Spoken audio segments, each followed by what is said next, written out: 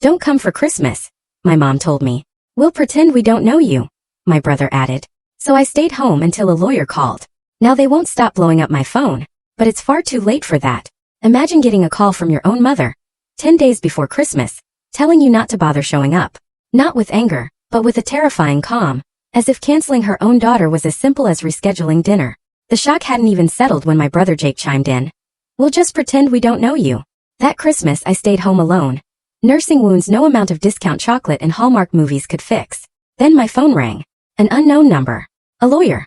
And just like that, everything I thought I knew about my family, about loyalty, and about love, shattered into a million pieces. Growing up in Burlington, Vermont, I genuinely believed we were the quintessential American family. Mom taught second grade, Dad was an accountant, and my brother Jake and I fought over the TV remote like normal siblings. Our colonial house with its white picket fence looked picture perfect on every Christmas card Mom insisted on sending. But looking back, the cracks were always there, just beneath that glossy curated surface. From my earliest memories, Jake received the lion's share of attention. He scored a goal in Little League, ice cream with Mom. I won the spelling bee 3 years in a row. A simple nod and a quiet, "That's nice, Olivia." Dad would sometimes give me a quick wink or a squeeze on the shoulder, his silent acknowledgement that he saw me, but he never openly challenged Mom, not when it came to Jake. Despite that uneven playing field at home, I thrived academically. I earned a full scholarship to Boston University. Jake, on the other hand, barely scraped through high school.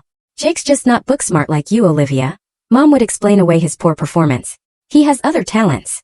Those other talents apparently included drinking beer and playing video games, an observation I wisely kept to myself. After college, I landed a job at a respected marketing firm in Boston.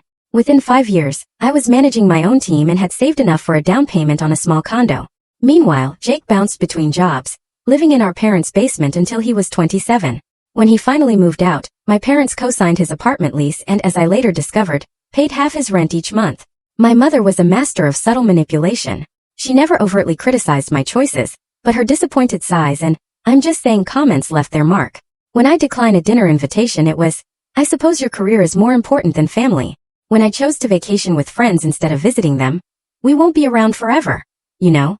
Her guilt trips were first-class tickets to emotional exhaustion.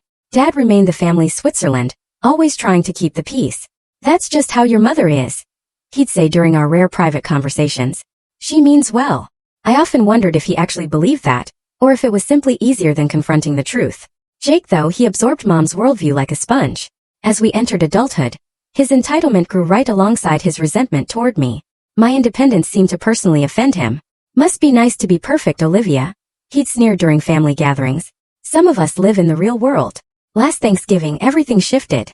I arrived with a bottle of wine and my homemade cranberry sauce, genuinely determined to maintain some semblance of holiday harmony.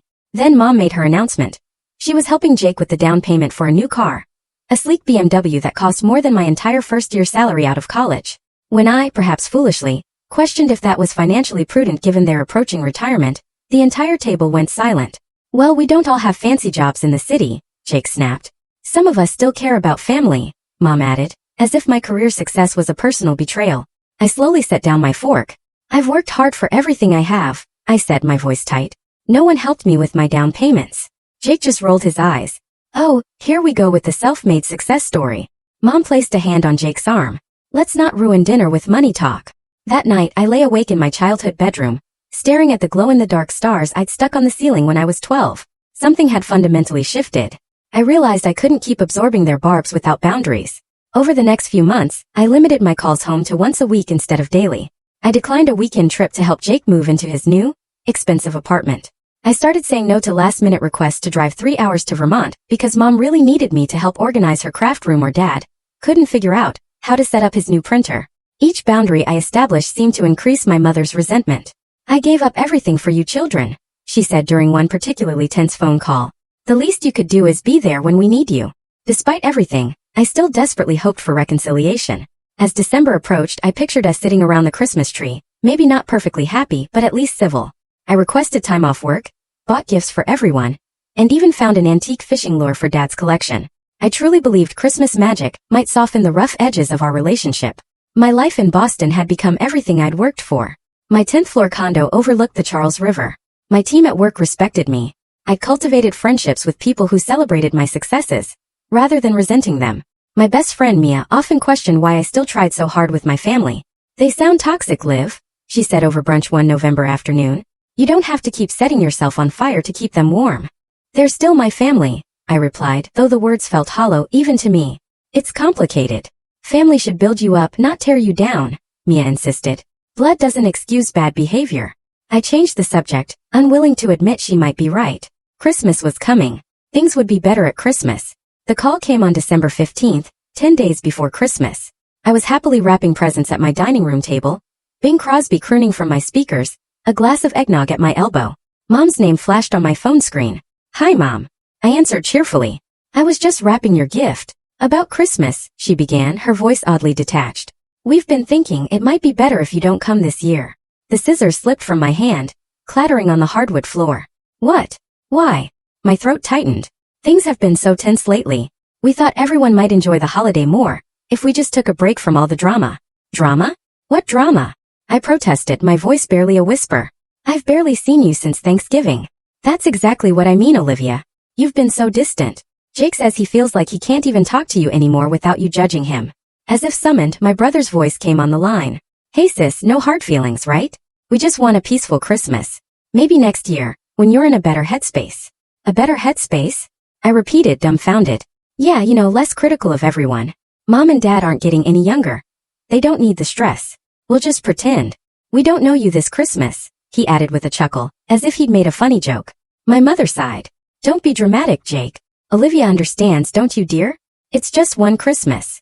The conversation ended shortly after. I sat amid scattered wrapping paper and ribbon, my hands shaking. The casual cruelty of it all left me breathless. They weren't just uninviting me, they were blaming me for it. I called my father an hour later, desperately hoping for some explanation or support. Dad, what's going on? Mom just told me not to come for Christmas. His voice sounded tired. Your mother thinks it's for the best, Libby. But why? What did I do? I pressed. You know how she gets when she feels criticized. And Jake's been going through a rough patch at work. It's just easier this way. Easier for who? Not for me. My voice cracked. Try to understand. Sometimes it's better to keep the peace. He sighed. I should go. Your mother needs help with dinner. Keep the peace by excluding your daughter at Christmas. After hanging up, I poured myself another eggnog, this time with a generous splash of rum. I scrolled through photos from last Christmas. Mom beaming as Jake opened the expensive watch they'd given him, Dad carving the turkey, me smiling too brightly in the background. Had I imagined that things were okay? Were there signs I'd missed? The next morning I called Mia. They did what? She exclaimed after I explained. That's beyond messed up, Liv. Maybe they're right, I mused. Maybe I have been judgmental. Stop that right now. They're gaslighting you. Come to my place for Christmas. My mom already loves you more than me anyway. Other friends extended similar invitations when they heard. Everyone was appalled on my behalf, which provided some validation that I wasn't entirely overreacting. Still, the rejection cut deep. This wasn't the first painful holiday. 3 years ago, Mom forgot to tell me they changed Christmas dinner to Christmas Eve, so I arrived to find them finishing dessert. 5 years ago, Jake's girlfriend received a personalized stocking while mine was still packed away because we didn't think you'd bring someone. But this outright exclusion was unprecedented. As Christmas approached, I made the difficult decision to spend it alone. Mia's family gathering would only highlight what I'd lost. Other friends' invitations, while genuine, felt like charity. I needed to face this pain head-on and find my own way through it. The depression crept in slowly, then all at once. I stopped decorating midway, leaving a half-trimmed tree in my living room. I returned most of the gifts I'd bought. My appetite disappeared and sleep became elusive. I took long walks through Boston, watching other families' preparations with a hollow feeling in my chest. Still, I was determined not to wallow. I volunteered at a local shelter on Christmas Eve, serving dinner to people who had far greater problems than family drama. I scheduled a movie marathon for Christmas Day, prepared a small but special meal for myself, and bought a nice bottle of wine. I would create new traditions. I would survive this. Then came the social media posts. Mom's carefully curated Christmas photos appeared on Facebook on December 25th. The traditional family photo in front of the tree included a face I didn't immediately recognize. Cindy Pearson, our wealthy neighbor whose husband owned half the car dealerships in Vermont. She stood where I should have been, grinning between my brother and my father. More photos followed. Cindy helping Mom in the kitchen, Cindy opening a gift, Cindy raising a toast at dinner. Each image was a dagger. I hadn't been uninvited to make Christmas more peaceful. I'd been replaced. Messages from extended family trickled in throughout the day. Missed you at Christmas, hope you're not sick? Texted my cousin Amber. Your mom said you had to work, that's rough, wrote my Uncle Steve. They hadn't even told the truth about my absence. Something deeper was happening. something that made my stomach twist with unease. Christmas Day stretched before me like an endless desert. I woke early, habit rousing me at 7 a.m., as it did every December 25th since childhood. The silence in my apartment felt oppressive. No excited voices, no smell of Mom's cinnamon rolls, no rustle of wrapping paper. I forced myself through the motions of my planned solo Christmas. Coffee with a splash of eggnog, a video call with Mia before she joined her family celebrations, French toast for breakfast eaten while watching It's a Wonderful Life, my sock-covered feet propped on the coffee table. My phone pinged constantly with texts from extended family. Aunt Cheryl, we miss you. Your mom says you couldn't get away from work. Cousin Ryan, dude, Christmas isn't the same without your sarcastic commentary on Jake's gifts. Each message required a response. Each response a decision. Tell the truth or maintain the fiction my family had created. I chose a middle path. Missing everyone too, hope to catch up soon. Vague enough to avoid lies while preventing uncomfortable questions. Midway through Miracle on 34th Street, curiosity overcame me. I opened Instagram to see more of my family's Christmas without me. There was Cindy Pearson again, her diamond jewelry catching the light as she held up a gift. The caption read, "So blessed to have Cindy join our family Christmas this year." Something about the photos nagged at me. The living room looked different. The antique side table that had belonged to my grandmother was gone, replaced by a modern glass piece. Dad's recliner, threadbare but beloved, had vanished in favor of a sleek leather chair that must have cost thousands. My parents had never been extravagant with furniture. Dad drove cars until they died, and Mom clipped coupons religiously. Where had the money come from for this apparent home makeover? More troubling was a photo of Jake showing off what appeared to be a Rolex. My parents were comfortable, but certainly not Rolex wealthy. Mom had always insisted they were saving aggressively for retirement. I scrolled back through their posts from recent months, seeing patterns I'd missed. Weekend trips to Maine, a new television, Jake's BMW. Small changes individually, but collectively suggesting a significant financial shift. New Year's Eve arrived with no contact from my immediate family. I sent a group text. Happy New Year. Love and miss you all. No response. On January 2nd, I tried calling Mom straight to voicemail. Dad's phone rang but went unanswered. I emailed both of them. Is everything okay? I'm worried about you. Nothing. My concern began to outweigh my hurt. This silence was unprecedented. Even during our worst disagreements, Mom would eventually call to rehash the argument. Had something happened? Were they ill? I called Jake as a last resort. What do you want? He answered, his voice cold. To make sure everyone's okay. No one's returning my calls. He sighed dramatically. Look, Mom thinks it's better if we have some space right now. Space from what? What did I do? It's not always about you, Olivia. Some things are just family business. Got to go. He hung up. Family business. The phrase echoed in my mind. What family business excluded me but included Cindy Pearson? The next day, Mia and I met for coffee. I showed her the photos, explained the silence. This is weird, Liv. Really weird. She studied the Christmas pictures again. Who's this woman? The one in your spot in all the photos. Cindy Pearson. She and her husband are loaded. He owns dealerships. She's on every charity board in 3 counties. They never had kids. She used to give me crunchy granola bars when I'd sell Girl Scout cookies. I hated those bars. Mia frowned. And now she's playing substitute daughter at Christmas? That's beyond odd. She hesitated. I hate to ask this, but could there be money involved somehow? The new furniture, the Rolex, the BMW. What do you mean? I asked. I don't know exactly, but when people suddenly have money and start acting weird, there's usually a story there. She squeezed my hand. Maybe you should check if your name is on any family property or accounts, just to be safe. I laughed it off. My parents wouldn't hide money from me. There are many things, but not dishonest. Even as I said it, doubt crept in. That night, I remembered something strange from last summer. Mom had asked about my full legal name on some old property paperwork. Is it Olivia N. Wells or Olivia A. Wells? I can never remember how they wrote it on that old deed. When I'd asked what deed, she changed the subject. At the time, I thought nothing of it. Now it sent a chill through me. January turned to February. My birthday came and went without acknowledgement from my family. The silence became a presence in my life, a weight I carried everywhere. I threw myself into work, taking on additional projects to fill evening hours that stretched too long. I started seeing a therapist, trying to untangle the knot of emotions. Would you want contact with them if they reached out? Dr. Chun asked during one session. I don't know anymore, I admitted. I'm starting to wonder if I ever really knew them at all. The constant anxiety and confusion began affecting my sleep, my appetite, my concentration. One evening in late February, I found myself sobbing on my bathroom floor at 3 o'clock in the morning, clutching my phone and staring at the last family photo we'd taken together at Thanksgiving. Enough, I whispered to myself. I needed to move forward with or without them. I deleted the family text thread, removed my parents' birthdays from my calendar, and put away the photos displayed in my living room. If they wanted space, they would have it completely. The call came on a Wednesday in early March as I reviewed campaign analytics with my team. Unknown number. Connecticut area code. Normally, I'd let it go to voicemail, but something compelled me to excuse myself and answer. Is this Olivia Wells? A deep male voice asked. Yes, who's calling? My name is Robert Harrington. I'm an attorney with Caldwell, Harrington and Pearson in Hartford. I'm calling regarding the estate of Eleanor Wells. My grandmother. A chill ran through me. My grandmother passed away 5 years ago. Silence on the line. Then, Miss Wells, according to our records, Eleanor Wells passed away on November 12th of last year. The floor seemed to tilt beneath me. That's impossible. I would have known. There would have been a funeral. I understand this must be shocking. Perhaps we should meet in person. Would you be available to come to our offices in Hartford? 2 days later, I sat in a tastefully appointed conference room, still numb with disbelief. Mr. Harrington, a dignified man in his 60s with salt and pepper hair, placed a folder before me.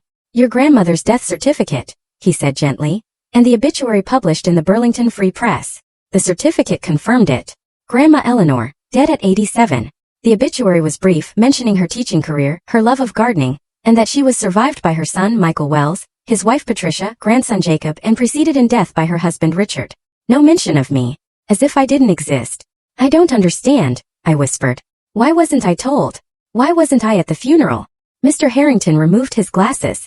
Miss Wells, I contacted you because I'm the executor of your grandmother's will. A will that names you as her primary beneficiary. The room spun. What? Eleanor Wells left the majority of her estate to you. Her house in Burlington, her investments, and most of her personal possessions. He slid another document across the table. This is a copy of the will, last updated 3 years ago. I scanned the document, my grandmother's familiar signature at the bottom. Does my family know about this? Yes. They were informed immediately after her passing. Your parents and brother contested the will in December, claiming Eleanor was not of sound mind when she made these arrangements. December. When they uninvited me from Christmas. When they replaced me with Cindy Pearson. When they began their silence. The court dismissed their petition last month. There was ample evidence your grandmother was competent, including video she recorded specifically addressing her decisions. Videos. Mr. Harrington nodded, turning his laptop toward me. She asked that you see these privately. I'll give you some time. On screen, my grandmother sat in her sunroom, looking friendlier than I remembered, but with the same clear blue eyes. Olivia, my darling girl, she began. If you're watching this, I've passed on. I've left instructions with Robert to find you, as I suspect your parents may not inform you properly. She smiled sadly. I've watched how they've treated you over the years. The distance they created, the favoritism toward Jake, the subtle cruelty disguised as parenting. I should have spoken up sooner, but your grandfather always counseled patience with family matters. She leaned closer to the camera. After Richard died, I saw things even more clearly. You've built a beautiful life on your own terms without their support. You visit me regularly despite your busy schedule. You call without being reminded. Meanwhile, your mother visits only when she wants something. Usually money for Jake's latest mishap. My grandmother's expression hardened. I've decided to leave my estate to you, with small exceptions for personal items your father might want. Your grandfather and I always lived modestly, but his investments did well. The house is paid off, and there's more than enough to secure your future. Your parents know my wishes, but I suspect they'll fight it. Stand firm, Olivia. This is my choice, made with a clear mind and loving heart. Tears streamed down my face as the video ended. A second one began. I should explain about the house, Grandma continued. Your mother has been borrowing against it for years, using a power of attorney I foolishly granted when I had my hip replacement. Small amounts at first, then larger sums as Jake's financial troubles grew. I only discovered this recently. I've now revoked that power and updated my will, but the damage is substantial. I've instructed Robert to investigate fully. 3 more videos followed. Grandma recounting specific instances demonstrating her mental acuity. Grandma explaining why she'd left Jake only a small cash bequest. Grandma showing the collection of antique jewelry she wanted me to have, including her engagement ring. When Mr. Harrington returned, I could barely speak. They knew, I finally managed. They knew she'd left everything to me, and they hid her death. They held a funeral without me. I'm afraid so. When we couldn't locate you at the address we had on file, your mother claimed you'd moved overseas. It was only when our investigator found your current information that we learned the truth. The timing, I whispered. They uninvited me from Christmas. Right after they contested the will. He nodded. The initial hearing was December 14th. The court required family financial disclosures, which revealed some concerning transactions. Your parents have remortgaged their home and taken significant loans. Your brother has several Max credit cards in your parents' names, and they've been using your grandmother's house as collateral without her knowledge. The pieces were falling into place. The new furniture. Jake's BMW. The weekend trips. Correct. We've frozen those activities now, but considerable damage was done. There's also the matter of personal items removed from the house after your grandmother's passing but before the court sealed the property. Asterisk the antique side table. Probably other valuable pieces I hadn't noticed in the photos. Asterisk, what happens now? I asked. The house and remaining assets transfer to you. There will be tax considerations we should discuss, and you'll need to decide what to do about the unauthorized financial activities. You mean press charges against my own parents? Mr. Harrington's expression was compassionate but firm. That's entirely your decision, Miss Wells. But what they did wasn't just morally questionable. It was illegal.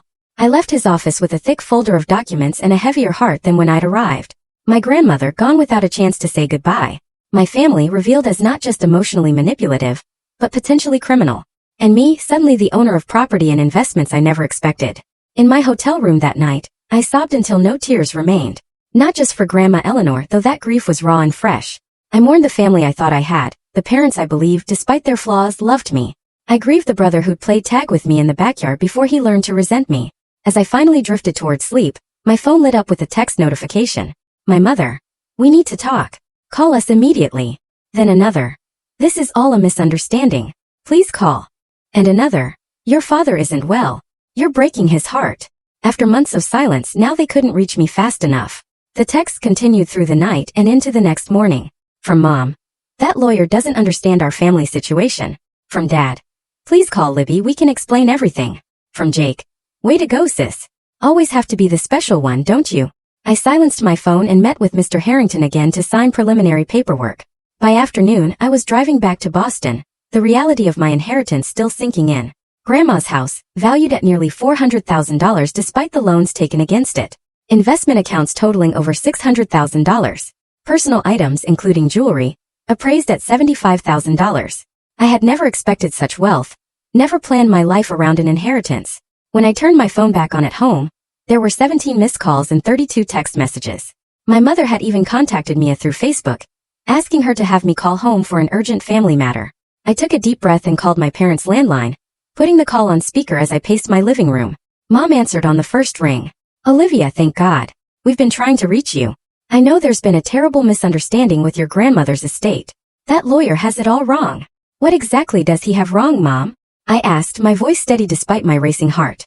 That grandma died in November and you didn't tell me? That you held a funeral without me? That you contested her will? Her tone shifted instantly from concern to defensive. You've been so busy with your career, we didn't want to burden you. And the will? Your grandmother wasn't thinking clearly toward the end. Jake has had such struggles. She would have wanted to help him if she'd been herself. She made the will 3 years ago. She was perfectly lucid. She even recorded videos explaining her decisions. Silence. Then, videos? What videos? She knew, Mom. She knew about the loans. About using her house as collateral. She knew everything. That's ridiculous. Your father had power of attorney. Everything was perfectly legal. She revoked that power of attorney last year. The transactions after that were fraud. More silence. I heard muffled voices, then my father came on the line. Libby, listen, your mother's upset, we all are. Can we please talk about this in person? As a family. Despite everything, his voice still had the power to tug at my heart. I don't know, Dad. Please. Sunday brunch at the Hilton in Cambridge. Neutral ground. Just talk. That's all we're asking. I agreed, against my better judgment and Mr. Harrington's advice. The attorney insisted on accompanying me, but would wait separately in the hotel lobby, available if needed. Sunday arrived, cold and rainy, matching my mood. I arrived early, secured a quiet table in the corner of the restaurant, and ordered coffee to steady my nerves. At precisely 11 o'clock, my parents and Jake walked in. Mom looked thinner than at Thanksgiving, strain evident in the tight lines around her mouth. Dad seemed to have aged years and months, his shoulders slumped. Jake, by contrast, still wore his entitled confidence like expensive cologne, along with what appeared to be a new designer watch. Olivia. Mom nodded stiffly as they sat. Dad reached across the table for my hand, but I kept them wrapped around my coffee cup. You look well, Libby. Jake snorted. Yeah, inheritance agrees with her. Jake. Dad warned. A server appeared to take their drink orders, providing a momentary reprieve from the tension. Once he departed, Mom leaned forward. We need to discuss this situation like adults, she began. Your grandmother was confused about family finances. Your father helped manage her affairs for years until she revoked his authority. I noted her careful choice of misunderstanding. She signed papers without reading them properly. The videos suggest otherwise. Mom's smile tightened. Elderly people are easily influenced. Who knows what that lawyer told her to say? She recorded those videos over a year ago, Mom, before she revoked Dad's power of attorney, before she discovered the unauthorized loans. Unauthorized? Your father is her son. Family helps family. Her voice rose slightly, drawing glances from nearby tables. She lowered it again. Everything we did was for this family. Sometimes that meant helping Jake when he needed it. And what about when I needed help? The question slipped out before I could stop it. You've always been so independent, Dad said quickly. So capable. Jake needed more support. You mean Jake demanded more support, I corrected. And you gave it to him, even when it meant stealing from Grandma. Jake slammed his hand on the table, rattling the silverware. There you go again, little Miss Perfect. You think you're so much better than me. Newsflash. Not everyone gets everything handed to them on a silver platter. I stared at him incredulously. What exactly was handed to me? The scholarship I worked for? The job I earned? The condo I saved for? Meanwhile, you've had every advantage. Private tutors, sports camps, car down payments, rent subsidies. Children. Mom interjected. This isn't productive. I'm not a child. I replied, my voice shaking with a sudden, powerful calm. I'm 34 years old, and I'm only now seeing my family clearly for the first time. Dad looked pained. Libby, we've made mistakes, we can admit that. But we're still family. Surely we can find a solution that works for everyone. What solution did you have in mind? I asked, though I already knew. Mom answered. Your grandmother's house has been in the family for generations. It should stay that way. The investments could be divided equally between you and Jake. It's only fair. Fair. I repeated. Was it fair to hide Grandma's death from me? To hold her funeral without me? To pretend I didn't exist in her obituary? You're being dramatic, Jake scoffed. It's always the Olivia show. No. I stood up, suddenly calm in my anger. It's never been the Olivia show. It's always been the Jake show, with Mom as producer and Dad as the silent sponsor. Well, the show's been canceled. Sit down. Mom hissed. People are staring. Let them stare. I retorted. I'm done performing for this family. I gathered my purse. Grandma made her choices for a reason. I'm honoring them. Dad reached for my arm. Please, Libby. Your mother and I are struggling. The house, our retirement. You should have thought about that before you remortgaged your home to buy Jake a BMW. I gently removed his hand. I'll have my lawyer contact you about retrieving Grandma's personal items that were removed from her house. As I walked away, Mom called after me, her voice trembling. If you do this, if you don't help your family, don't ever expect to be welcomed back. I turned at the door. You already uninvited me from Christmas, Mom. I think we're past welcome. The fallout was swift and widespread. Within days, extended family members began taking sides. Aunt Cheryl called to tell me I was breaking my mother's heart. Uncle Steve suggested a compromise for family peace. Cousin Ryan texted that he'd never thought I could be so cold. Only my father's sister, Aunt Helen, reached out with different sentiments. Eleanor told me what she planned to do, she said during our call. She was of sound mind and knew exactly what she wanted. Don't let them gaslight you, Olivia. Meanwhile, my parents launched what could only be described as a smear campaign. Old family friends contacted me with concerns about my mental state. My mother wrote a vague Facebook post about the pain when children turn against the parents who sacrificed everything for them, generating dozens of sympathetic comments. Jake went further, sending me increasingly threatening messages about family loyalty and how I would regret this betrayal. When I blocked his number, he created new email accounts to continue his harassment.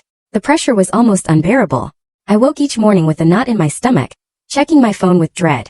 My therapist suggested temporary anxiety medication to help me weather the storm.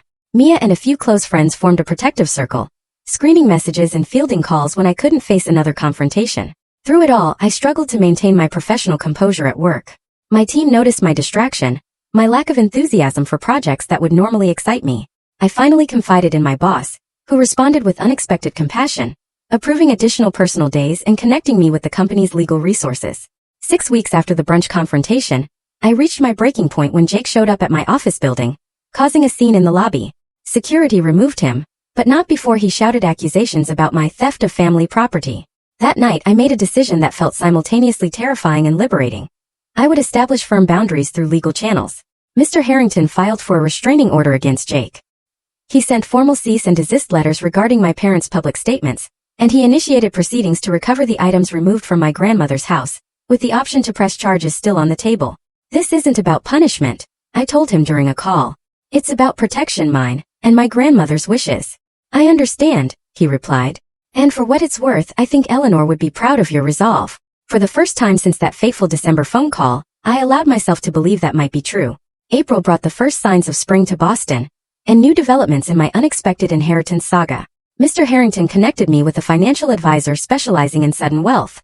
Together, we created a plan for the investment accounts that honored my grandmother's practical nature, while securing my future. Meanwhile, the legal boundaries began having their intended effect. Jake's threatening messages stopped after the restraining order. My parents' social media campaign quieted following the cease and desist letters. The public drama receded, leaving space for more private healing. I started weekly therapy sessions, unpacking decades of family dynamics with Dr. Chun. What you're experiencing is a form of grief, she explained during one session. Not just for your grandmother, but for the family you thought you had. Is it wrong that sometimes I feel relieved? I asked. Like a weight has been lifted? That weight was the burden of trying to earn love that should have been freely given. Relief is a natural response. As my emotional health improved, I made decisions about the tangible assets I'd inherited. I hired a property manager for Grandma's house, unwilling to sell it yet, equally unwilling to live in Burlington so close to my parents. The manager reported significant items missing, confirming my suspicions about what had disappeared between Grandma's death and the property being legally transferred.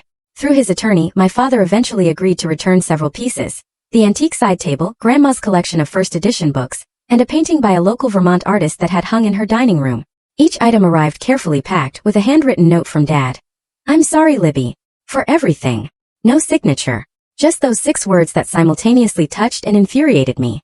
The practical aspects of the inheritance provided structure, but the emotional landscape remained rocky. Extended family gatherings loomed as potential minefields. Holiday plans became complicated calculations. Even casual conversations with acquaintances could turn awkward if they asked about my family. My support system proved invaluable during this time. Mia accompanied me on a difficult weekend trip to Burlington to assess Grandma's house. My coworker Thomas, whose own family had disowned him when he came out, offered perspective and gallows humor. My running group provided physical outlets for emotional stress. Slowly, I built a chosen family around me. In late May, I received an unexpected message from my cousin Amber. We'd been close as children but had drifted apart in adulthood. "I need to tell you something," she wrote. "Your mom called my mom, trying to get her to pressure you about the inheritance. When Mom refused, your mom said some awful things about you. Really awful, Liv. Mom finally told her that maybe the problem wasn't you at all, but how they've treated you. They haven't spoken since." It was a small vindication but meaningful. Others were beginning to see what I'd experienced for years. June brought another surprise. An email from Cindy Pearson, the woman who had replaced me at Christmas. "Olivia, I owe you an apology. I had no idea you weren't invited to the family Christmas. Your mother told me you had chosen not to come because you were too busy with your career. Would never have attended had I known the truth. Even more disturbing, I've recently learned they approached me primarily because of my connections with the state attorneys. I'm truly sorry for my unwitting role in this painful situation." The email confirmed what I'd suspected. My replacement had been strategic, not just cruel. My parents had been cultivating Cindy for her connections, probably hoping she could help contest Grandma's will. In July, I faced a major decision about the inheritance. The loans my parents had taken against Grandma's house had significantly depleted its value. The bank was threatening foreclosure unless the situation was resolved. I could pay off the loans, essentially giving my parents the money they tried to take without permission, or I could let the foreclosure proceed, losing a significant portion of the property's value but avoiding another financial connection to my family. I discussed it with Dr. Chun. "Either choice is valid," she said. "The question is which lets you move forward with the least regret." After much consideration, I paid off the loans, but had Mr. Harrington draw up documentation making it an official loan to my parents, with minimal interest and a 5-year grace period before repayment would begin. "This isn't forgiveness," I explained when he questioned the decision. "It's boundaries. I'm choosing what role I want their financial issues to play in my life going forward." As summer progressed, I began using small portions of the inheritance in ways that honored Grandma Eleanor. I established a scholarship at the elementary school where she had taught for 30 years. I donated to the botanical garden she had volunteered at in retirement. I took a watercolor class, something she had always encouraged me to try. In August, my mother made one final desperate attempt at manipulation. She showed up at my condo unannounced, thinner than ever and looking genuinely unwell. "You're killing your father," she announced when I opened the door. "His blood pressure is through the roof. His doctor says the stress could cause a heart attack any day." For a moment, the old guilt threatened to overwhelm me. Then I remembered Dr. Chen's words about emotional responsibility. "I'm sorry Dad isn't well," I said calmly, "but I'm not responsible for his health or his choices. How can you be so cold?" After everything we've done for you. The question caught me off guard, not because it was unexpected, but because I suddenly had perfect clarity about the answer. What exactly did you do for me, Mom? You provided basic necessities, yes. But love, support, celebration of my accomplishments, recognition of my worth. When did you ever give those freely, without condition or comparison? She stepped back as if I'd slapped her. We gave you everything. No, I countered, the words flowing with an unexpected strength. You gave Jake everything. You gave me obligations and criticism disguised as parenting. That's not true. We always loved you. We just showed it differently because you were stronger. I wasn't stronger. I just learned early that I couldn't count on you, so I built my strength out of necessity. Her face hardened. If that's how you choose to see your childhood, there's nothing I can say. You're right about that. I held the door. Please don't come here again without calling first. As she walked away, I called after her. If Dad truly needs medical attention, I hope he gets it. But don't use his health as a weapon against me again. It was the most honest conversation we'd ever had, and likely the last for a very long time. September marked 9 months since the Christmas rejection, and 6 months since learning of my inheritance.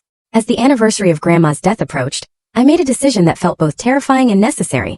I would use part of the inheritance to establish the Eleanor Wells Foundation for Educational Equity, providing resources to first-generation college students. She believed education was the greatest gift. I told the attorney helping set up the foundation, and she would have wanted her legacy to open doors for others the way she always tried to open them for me. As summer faded into fall and another holiday season approached, I found myself reflecting on the profound changes of the past year. The family I had longed to please was now largely absent from my life. The inheritance I never expected had given me not just financial security, but a painful kind of freedom. The grandmother I had loved had protected me one final time, from beyond the grave. I wasn't naive enough to believe the drama was permanently over.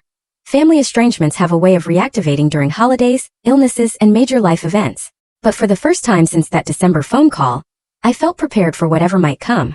I had created boundaries, built a support system, and reclaimed my power.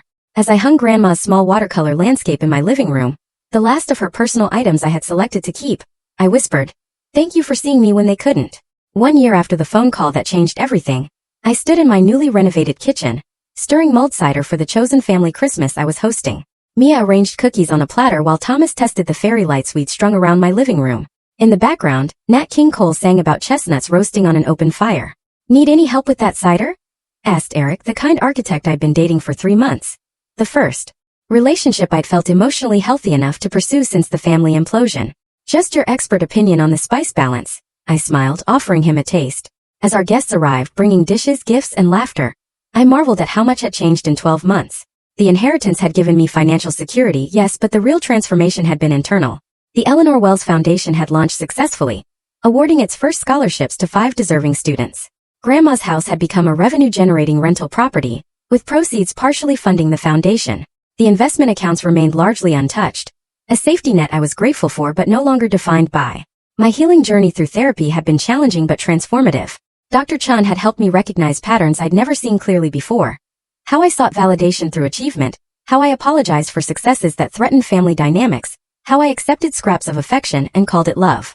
The hardest part was accepting that they might never change. I told my friends as we gathered around the dining table that the relationship I always hoped for might never exist. "Acceptance doesn't mean approval," Thomas reminded me, passing the mashed potatoes. "It just means you stop fighting reality."